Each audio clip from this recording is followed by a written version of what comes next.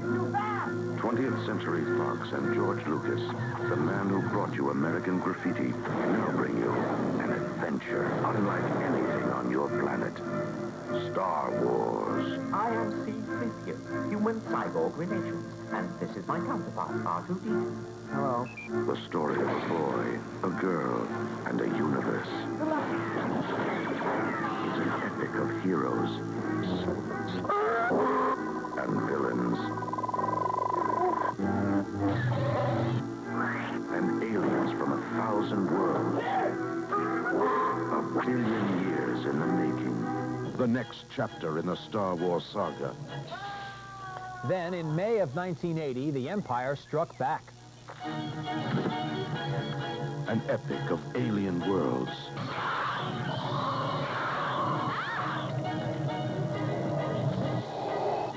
And the climactic clash between good and evil.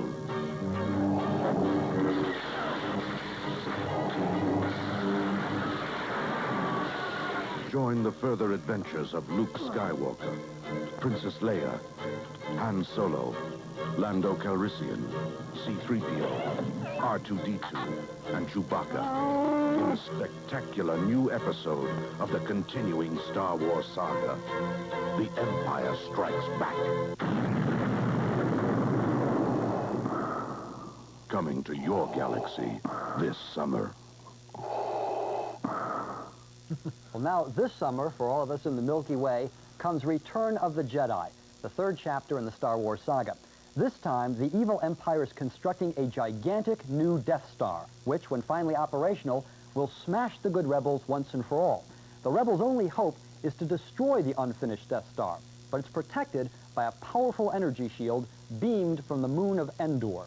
In this scene, Luke Skywalker, crack pilot Han Solo, his hairy co-pilot Chewbacca, and Princess Leia on their way to Endor try getting past Darth Vader's guards.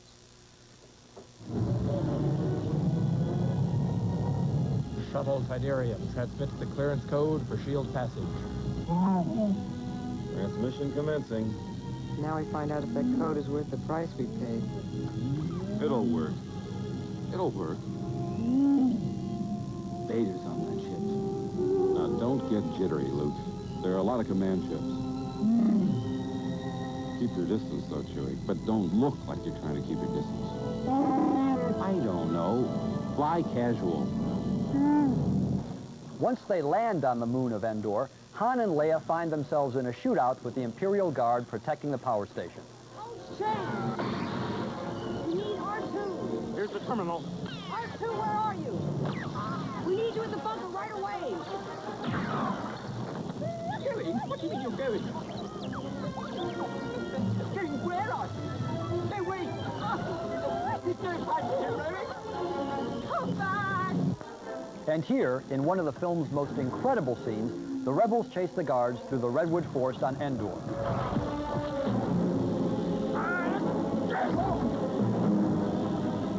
Over there! Two more of them! I see them! Wait, Leia! Hey, wait!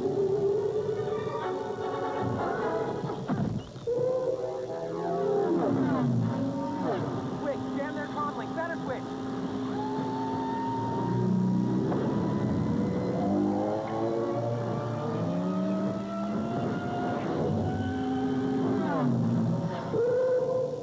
Move closer.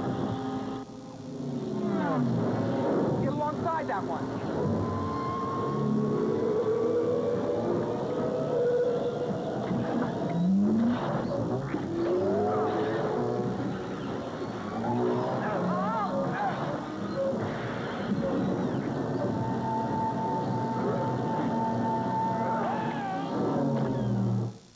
That effect is just astonishing.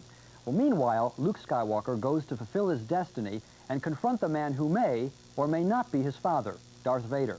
And while Luke is fighting it out with Vader, good old Lando Calrissian is commanding an armada of rebel spaceships to blow up the Death Star. Ah, but has Han deactivated the energy shield yet? Look, S-Files, attack position.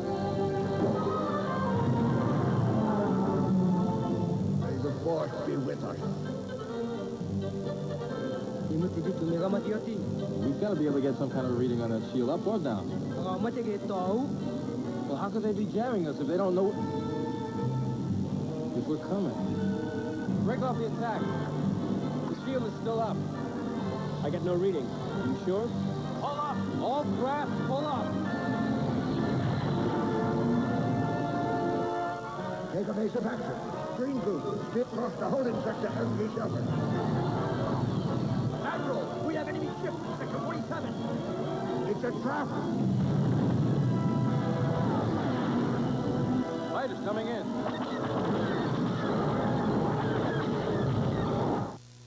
I'm not going to be the one to tell you whether they escape or not.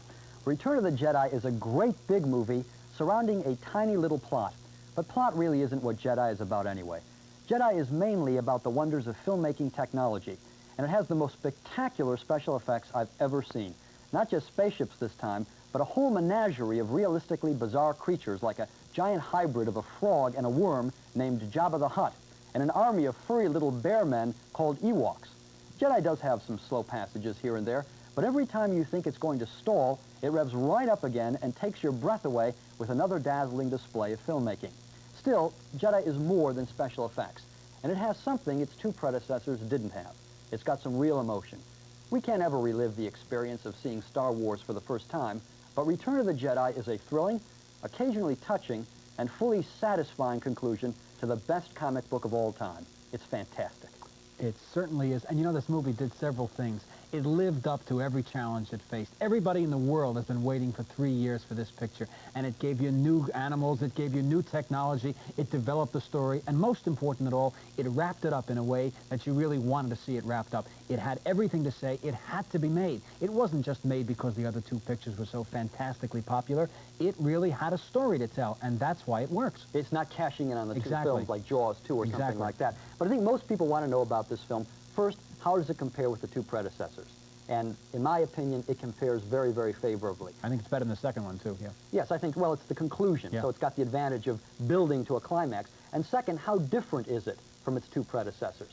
And I think one thing you can say about this is that it's more elaborate. Physically, it's larger. Bigger sets, bigger special effects. Not only that, the characters themselves have changed, too. Luke and Han and Leia are older now. They've matured, just as we have along with the Star Wars movies. It's been 6 years already, and you can see changes in their personalities, too, which make it almost totally believable. Yes, it has more sentiment, as I said, than the other films, because we have grown up with these characters now. We know who they are. They can shorthand these characters. They don't have to develop them in the film. And so because of that, and because it is the conclusion, I think there's a greater emotional impact to this film. And also, we should say that it has longer action sequences. Yeah. The action sequences in this film go on for 10 minutes, and yet it's a tribute to the special effects department that you never get bored for an instant. Almost 1,000 special effects, things they couldn't do in the first one. And it's also like welcoming old friends that you haven't seen in several years. Absolutely. I don't think anyone's going to be dissatisfied by And it. I do hope they keep making them every 3 years. Let's hope so. Well, we thought you'd like to meet two of the people involved in this extraordinary movie. The film's director, Richard Marquand, followed by the man inside C-3PO, actor Anthony Daniels. Neil first asked Marquand how he prepared for this monumental challenge. By the time I actually came to shoot Jedi, I knew Star Wars and Empire backwards and forwards. I knew them extremely well. And I liked the apparent naivete and simplicity with which George had made Star Wars. I liked that style very much. In here? Okay, stay sharp.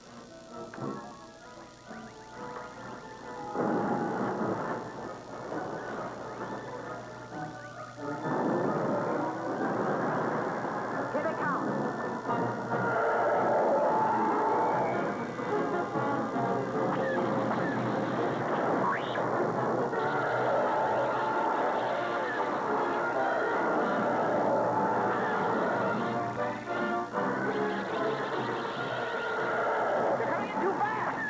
I found the slight, possibly over-sophistication of the slightly more filmic, more visual way in which Kirsch told his story a little bit excessive for me, for my tastes.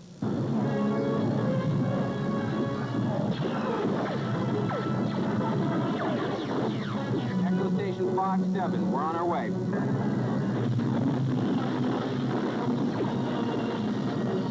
All right, boys, keep tight now. Listen, I have no approach vector. I'm not set. Steady, Jack. Attack pattern Delta. Go now. All right, coming in. I'm a sentimental, very emotional Welshman with a rather maddening sense of humor. I have a twinkle in my eye, and I think the previous director was a different kind of person with perhaps a deeper sense of gloom or a deeper sense of doom, and maybe slightly less sense of humor. George is a different man again, with a different kind of an attitude to relationships and so forth. Maybe a little bit more introverted, perhaps a little bit more distant, with maybe therefore a greater sense of action storyline and perhaps less interest in the way that people interact. For me, this film is about friendship and loyalty and trust and self-identification. But don't take it too seriously. Let's have a laugh about it. But when we're going to cry, let's cry. And when we're going to laugh, let's laugh. And I think that's what I guess I brought to this movie, and I like to think that's why I was asked to direct it. You directed Anthony Daniels as C-3PO, the robot. And I'm wondering what it's like to direct a star who happens to be an inanimate object. Tony Daniels is a brilliant actor, as you can see. His performance is amazing. His ability to express things through a completely blank sheet of metal is quite extraordinary. I'd better knock, I suppose. There doesn't seem to be anyone here. Let's go back and tell Master Luke. Goodness gracious me. R2 detour.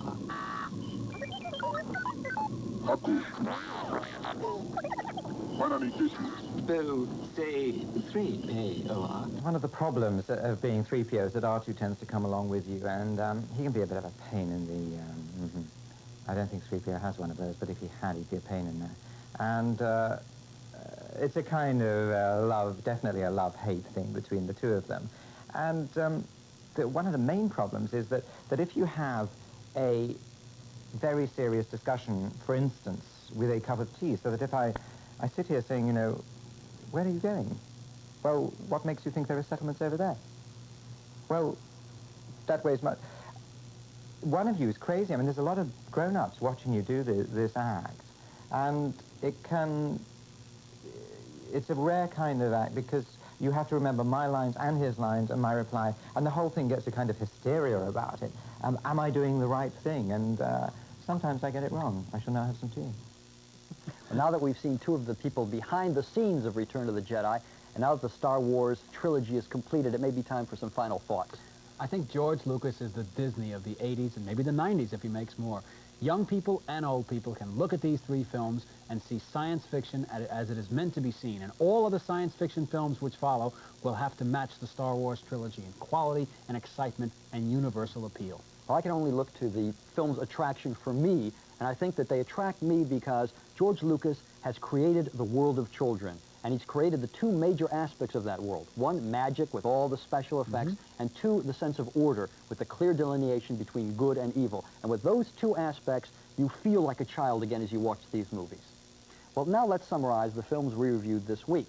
Jeffrey and I both thought that Space Hunter, Adventures in the Forbidden Zone, the 3D space potboiler, had cheesy special effects and very little adventure. The 3Ds were dopey, depressing, and dumb. We also didn't think much of Toughen Up, the cheap ripoff of Rocky about a tough man boxing contest. You can't root for the hero to win because you can't figure out why he's fighting. And finally, we both enthusiastically recommend Return of the Jedi. It's got dazzling special effects, great action, and even some genuine feeling, and it holds up to the first two Star Wars. So 2 yeses. Indeed. Now, next week on Sneak Previews,